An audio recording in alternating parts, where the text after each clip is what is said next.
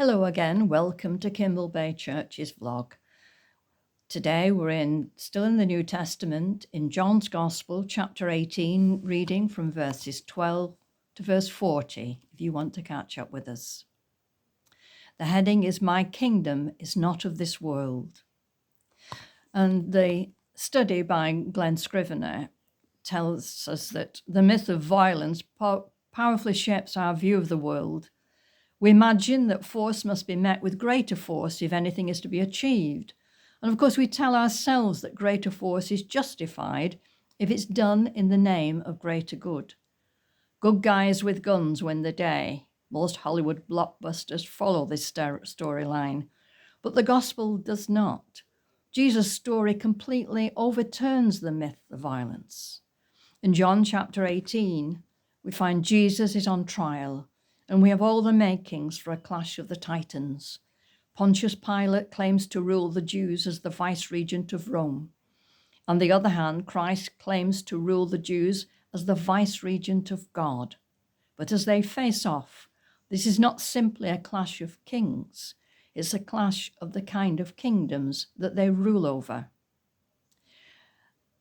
Some traditions say that Pilate wasn't Roman, that he was born in Spain, and that he, as my grandma used to say, married well. He was a member of the Roman army, and he married the granddaughter of Tiberius Caesar, who got him this job as the governor of Judea. So this account says. But he hated it. He hated Judea, he hated the Jews, and he hated the religion that they followed, the God that they said they worshipped. So he wasn't in a good frame of mind when Jesus is brought to him. It's late at night, and we read, Pilate went back inside the palace. This is part of our reading. What had happened as Jesus had been arrested, and he was taken to Annas, first of all, and then to Annas' son-in-law, Caiaphas, the high priest that year, and then eventually brought to Pilate.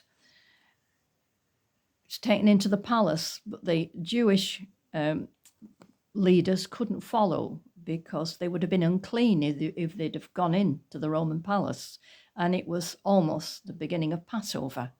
They stayed outside, so Pilate questioned Jesus and then came out to them, and he said, what charge are you making against this man?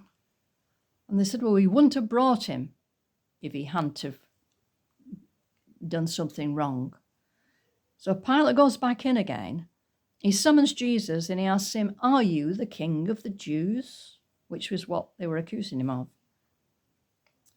Is that your own idea? Jesus said. Did others talk to you about me? Am I a Jew? Replied Pilate. Your own people and chief priests handed you over to me. What is it that you've done? And Jesus said, my kingdom is not of this world. If it were, my servants would fight to prevent my arrests by Jewish authorities, by Jewish leaders. But now my kingdom is from another place. Pilate rules the way every human rules, with the sword. Pilate has the monopoly of violence in his province. He decides who can wield physical force and who can't. If you cross him, he'll cross you, literally. He'll line the streets with people on those crosses that have opposed him. And if anyone were to overthrow his rule, it would be by bringing more power, earthly power, more force to unseat force. Yet even if that occurred, there's one thing that would remain on the throne: force. But Jesus hasn't come by force to effect a slightly more violent reign of violence. Jesus has come to unseat violence itself.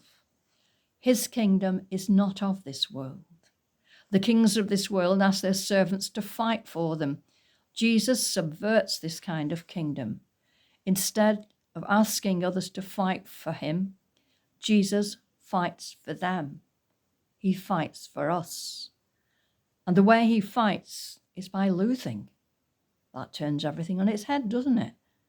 He ends the cycle of violence, by taking the blows and not retaliating.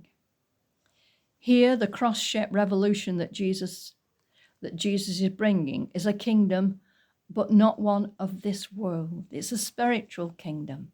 It's one that's within us.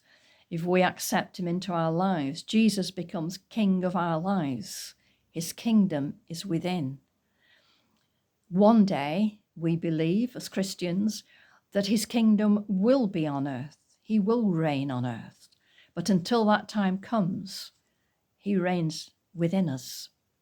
Such a reign of peace is out of this world.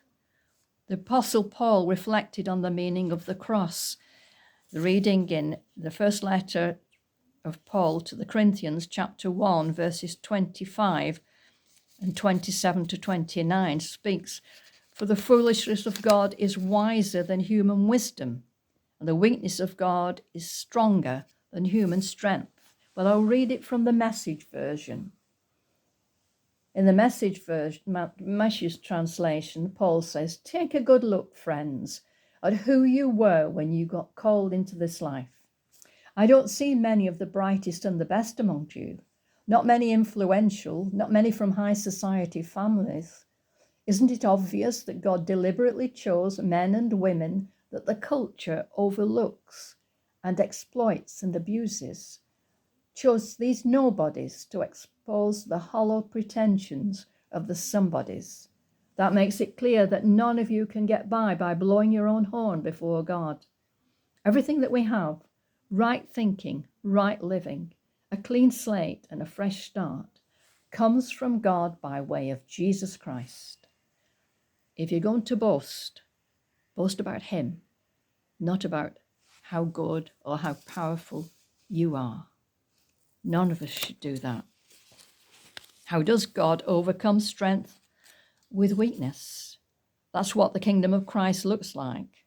It's absolutely counterintuitive, but 2 minutes thought reveals its wisdom. You can't overcome power plays by a show of force. Violence is only unseated at the cross. I've watched recently a study of how Christ loves atheists. And the advice is, if an atheist is challenging you, speak with them, not at them. As Peter in his first letter in chapter 3 says, and always give them the reason for the hope that you have in Christ. The Lord of glory undermines all earthly glory by not retaliating. How hard is that when somebody's challenging you? Instead, he absorbs the violence, and through the cross, Christ establishes a kingdom of servants, not fighters. Hard for us to accept at times when we're being got at. Hard for us to understand when we look at a world filled with violence.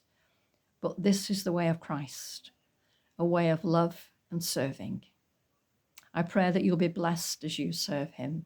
I pray that you will understand more and more about him as we go through these vlogs. God bless you and thank you for joining us.